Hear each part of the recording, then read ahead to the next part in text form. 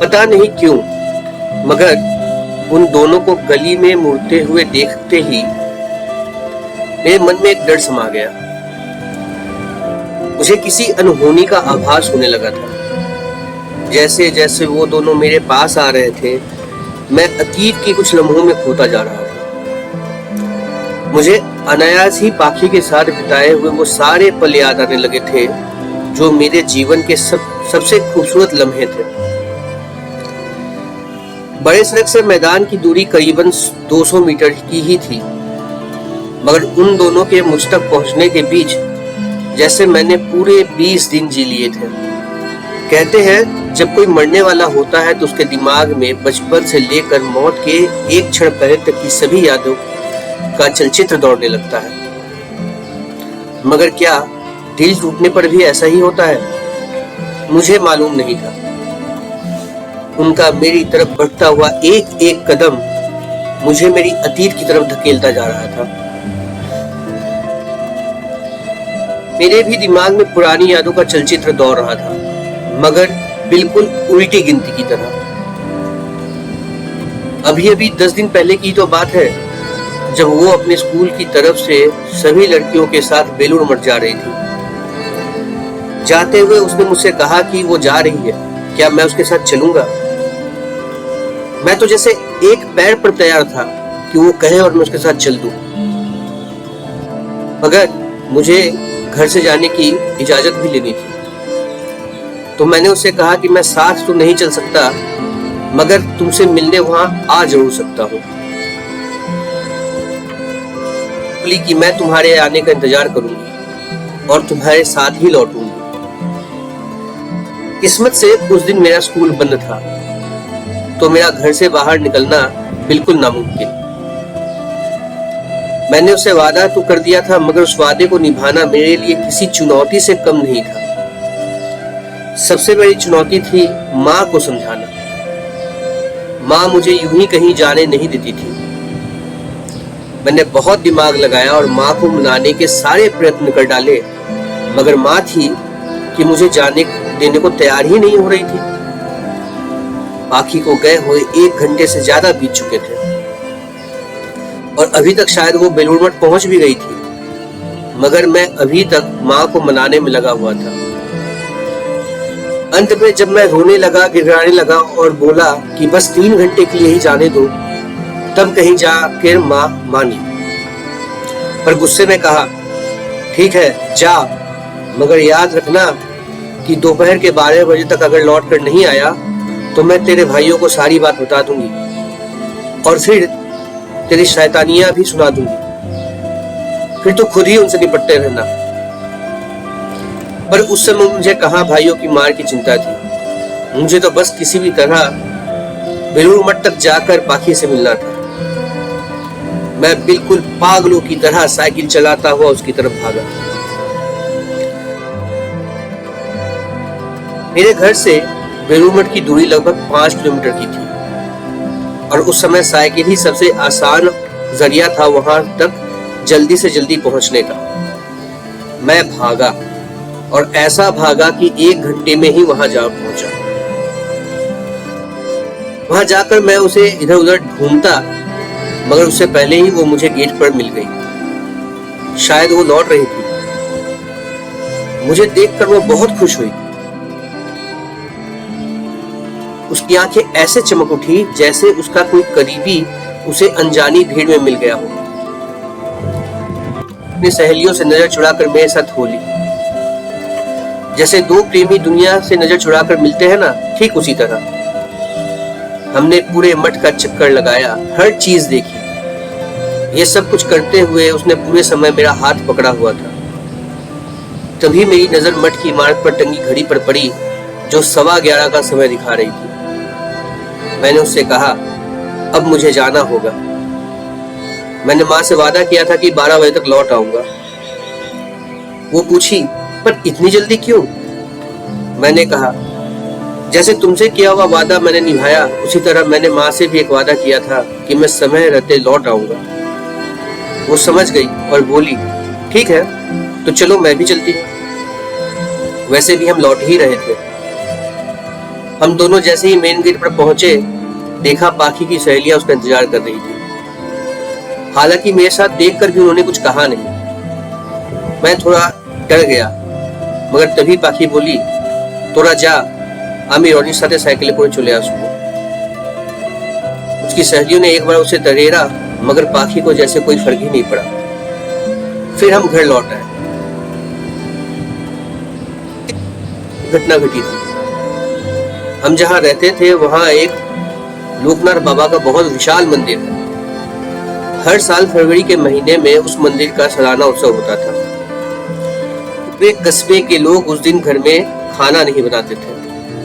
दिन भर मंदिर में चहल पहल रहती थी, पूजा पाठ का दौर चलता था।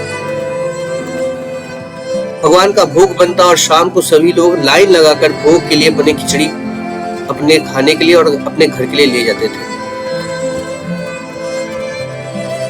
सभी लोग एक लाइन में खड़े होते और एक एक कर अपना बर्तन बढ़ाते और अपने हिस्से की खिचड़ी लेकर घर को लौट जाते। ये तो हुई बड़ों की बात। हम बच्चों को तो ऐसे ही मौकों की तलाश रहती थी। स्कूल से छुट्टी और फिर पूरा दिन मंदिर में गुजारना, लोगों के चढ़ाए हुए फलों से अपना पेट भरना और दिन भर धमा चौकड़ी करना, बस यही काम था। अगर उस समय हमारे ग्रुप में कुछ और ही चल रहा था। मैं और मेरे दोस्त सब उसी मंदिर में थे और खेल खेल में एक दूसरे की टांग खींचते हुए एक दूसरे की प्रेमिकाओं को लेकर छेड़खानी करने लगे।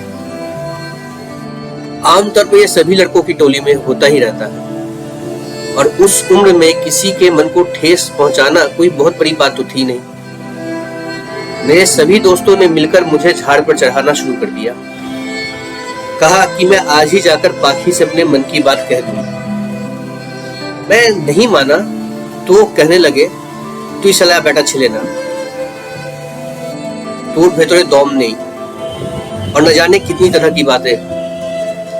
यदि आपके भी बचपन में ऐसे शैतान और भड़काऊ साथी रहे होंगे तो आप मेरी भावनाओं को समझ जाएंगे।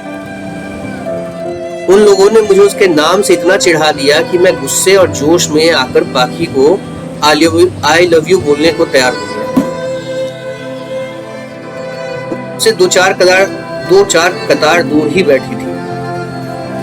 वो भी अपने मोहल्ले की दोस्तों के साथ थी और उसके दोस्तों की नजर हमारे टोली पर थी। शायद उनमें से किसी ने हमारी बात सुनी भी थी। तभी जब मैं उसकी तरफ बढ़ा तो सभी पाखी को अकेला छोड़कर दूर चली गई। मैंने भी देखा कि यही समय सही मौका है अपने मन की बात बताने का, तो मैं तेजी से उसकी तरफ बढ़ने लगा। मैं ठीक उसके पीछे जाकर खड़ा हो गया और एक झटके में बोल दिया, पाखी आई लव यू। और इतना बोलकर मैं भागा, बड़ी तेजी से भागा। ऐसा भागा कि अपने खेमे में जाकर ही रुका। फिर अपनी शेखी बघारते हुए कहा, देखा ना मैंने कैसे अपने दिल की बात कह दी। पर मेरे दोस्त मुझ पर हंसने लगे। मैंने उनकी तरफ देखा और पूछा, हंस क्यों रहा है बे? सब बोले, तू काके बोले ऐसी चीज? पाखी तो एखाने नहीं, वो तो मायर साथे मंदिर भेतरे आछे।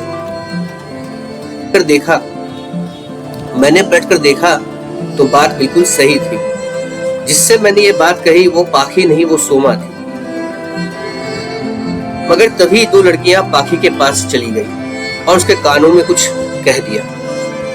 उन्होंने जो कुछ भी कहा वो सब सुनकर पाखी गुस्से में वहां से चली गई। जाते समय उसने मुझे भी गुस्से से देखा, कुछ कहा नहीं, बस चली गई। उस दिन के बाद वो मुझसे सीधे आज मिल रही थी, वो भी अपने साथ एक अनजान लड़के को लिए।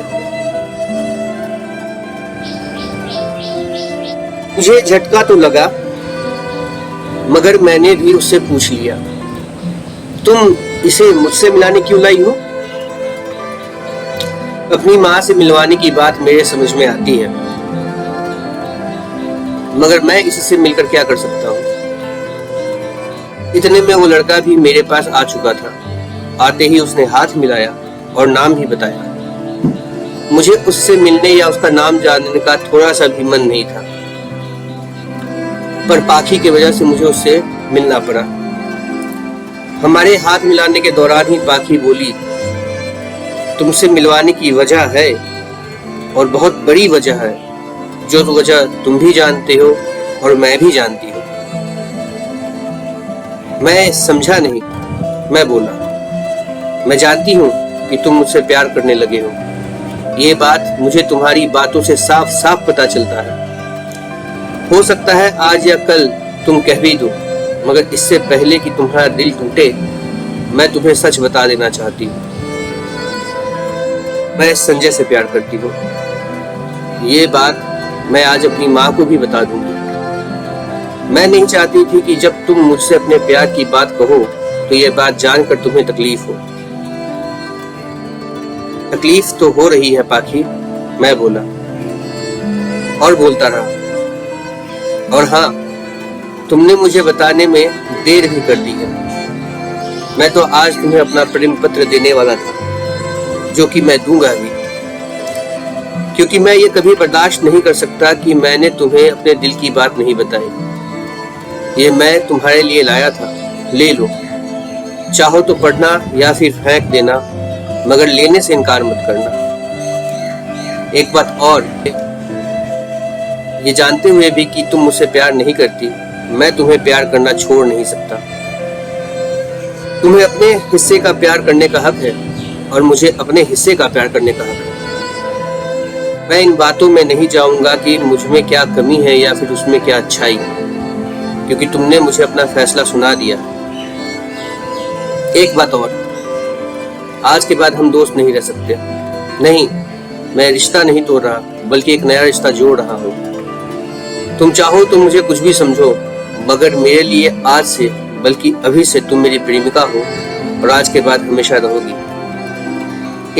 इस पूरी बात के दौरान संजय वहां चुपचाप खड़ा था और सब कुछ सुन रहा था। उसके चेहरे के भाव कुछ अलग ही बता रहे थे, पर मुझे ना तो उसके चेहरे के भाव से फर्क पड़ता था और ना ही मैं समझना चाहता था कि वो क्या सोच रहा है। इतना कहकर मैं वहां से चला गया। एक बार भी पीछे मुड़कर नहीं देखा, ना तो रोया और ना ही हाय तौबा मचाई। अभी तक अपना जो भी नुकसान कर चुका था, समय था उसकी भरपाई करने का। बस मन में एक बात बैठा ली थी, भले ही वो मुझे प्यार ना करे, मैं उससे हमेशा प्यार करता रहूंगा। उस दिन के बाद भी हम अक्सर रास्ते में और मैदान में मिल जाते थे, मगर कोई बात नहीं होती थी। एक दो बार मैंने उसे स्कूल भी छोड़ा, मगर किसी तरह की बात नहीं हुई। उस घटना के 3 साल बाद तक, जब तक कि मैं कॉलेज नहीं जाने लगा, मैंने कभी किसी और लड़की के बारे में नहीं सोचा। उसे संजय के साथ देखकर थोड़ी तकलीफ जरूर होती थी, मगर मैंने उसे जाहिर नहीं होने दिया। वो, हाँ, सपनों में वो आज भी मेरी ही थी। मेरी दुनिया में मेरे सिवा किसी और का उस पर कोई हक नहीं था। समय बीतता गया और मेरी जिंदगी भी बदलती गई। पढ़ाई पूरी की, नौकरी करने के लिए शहर तक बदल दिया। धीरे धीरे उस समय की सभी यादें धुंधली होती गई। करीब 20 साल बाद 2020 में मुझे अपने पुराने घर जाने का मौका मिला, तो सोचा एक बार उस मैदान को भी देख आऊं। यही सोचकर उस तरफ निकला था, जो कभी वीरान बस्ती हुआ करती, अब वहां पैर रखने तक की जगह नहीं बची थी। कच्ची सड़कें पक्की हो गई थी। मैदान तो अब कहीं दिख ही नहीं रहा था। वापस मुड़ा तो एक अधेड़ उम्र की औरत को देखा, जो मेरे पास से होकर निकल गई। उसके पीछे पीछे एक लड़का दौड़ता हुआ जा रहा था और जोर से चिल्ला रहा था, पाखी, ओ पाखी, ओइदिके जास ना, संजय ओइदिके नहीं। मैं स्तब्ध रह गया। ये पाखी थी, जो अब दिमाग से लाचार हो गई थी। कारण क्या था पता नहीं। शायद संजय ने धोखा दे दिया, शायद संजय मर गया, शायद संजय खो गया। क्या हुआ कुछ पता नहीं चला। मैंने पता करना उचित भी नहीं समझा। जो होना था हो चुका था। मेरा पहला प्यार अधूरा रह गया था। प्रेम को तो अगर उस दिन उसने मेरे प्रेम को स्वीकार कर लिया होता तो क्या होता? क्या वो अब ऐसी नहीं होती, या फिर शायद मैं उसकी जगह पर होता। तो क्या ये मान लिया जाए कि जो होता है सब अच्छे के लिए ही होता है?